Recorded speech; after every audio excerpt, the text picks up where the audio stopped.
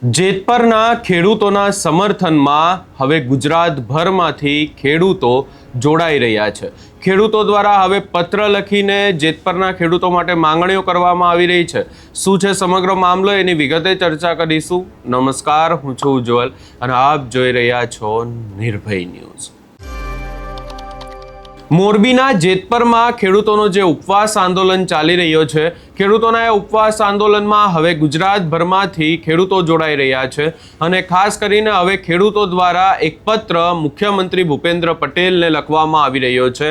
અને ખાસ કરીને જો વાત કરવામાં આવે તો આ પત્ર સૌપ્રથમ તો જૂના દેવળિયા ગ્રામ પંચાયતની કચેરી દ્વારા લખવામાં આવ્યો છે, હળવદ મોરબી। અહીંયા લખવામાં આવ્યું છે કે ખેડૂતોની માંગણીને યોગ્ય ન્યાય આપવા બાબતે જય ભારત સાથે આપ સાહેબશ્રીને અમારા ગમ વિસ્તારની લાગણી અને જણાવવા માંગીએ છીએ કે છેલ્લા 15 દિવસથી મોરબી જિલ્લાના પ્રાઇવેટ કંપની અબજો રૂપિયાના પ્રાઇવેટ ફાયદા માટે ખેડૂતોની છાતી ચીરી જમીનોને બરબાદ કરી વીજ લાઈનો નાખવામાં આવી રહી છે, જેની અમે સમસ્ત જૂના દેવળિયા ગામ વતી તેમજ ગામના તમામ ખેડૂતો વતી વિરોધ નોંધાવીએ છીએ। તેમજ આગામી દિવસોમાં અમારે ખેડૂત મિત્રોને ઉગ્ર આંદોલનનો રસ્તો અપનાવવાની ફરજ પડશે, જેની આપ સાહેબ જાણ થવા વિનંતી। તથા હાલ ચાલતા શાંતિપૂર્ણ આંદોલનમાં પોલીસ તંત્રનો ઉપયોગ કરી મહિલા તથા બાળકો તથા ખેડૂતો ઉપર જુલમ ગુજારવામાં આવે છે, તો તાત્કાલિક અમારી રજૂઆતને ધ્યાને લઈ યોગ્ય ન્યાય આપવા વિનંતી, એવી વાત અહીંયા કરવામાં આવી છે।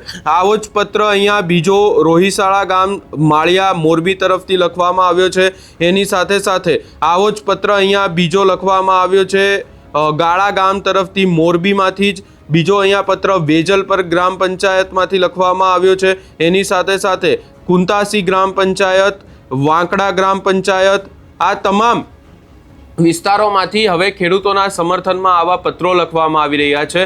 ખાસ કરીને અહીંયા એક વાત લખવામાં આવી છે કે જે ખેડૂતો હાલ આંદોલન કરી રહ્યા છે એમનો જે સાથ આપવામાં આવે, તંત્ર દ્વારા એમની માંગણીઓ સ્વીકારવામાં આવે, ના કે એમની સામે પોલીસનો ઉપયોગ કરવામાં આવે। આપણે જોયું હતું કે અનેક એવા વિસ્તારોમાંથી જ્યાંથી આવા દ્રશ્યો સામે આવી રહ્યા છે કે જ્યાં ખેડૂતો ઉપર બળજબરીપૂર્વક લાઠીચાર્જ કરવામાં આવી રહ્યો છે, પોલીસનો ઉપયોગ કરવામાં આવી રહ્યો છે। બીજી તરફ હવે ગામથી મહિલાઓ પણ ખેડૂતોના સમર્થનમાં પહોંચી રહી છે।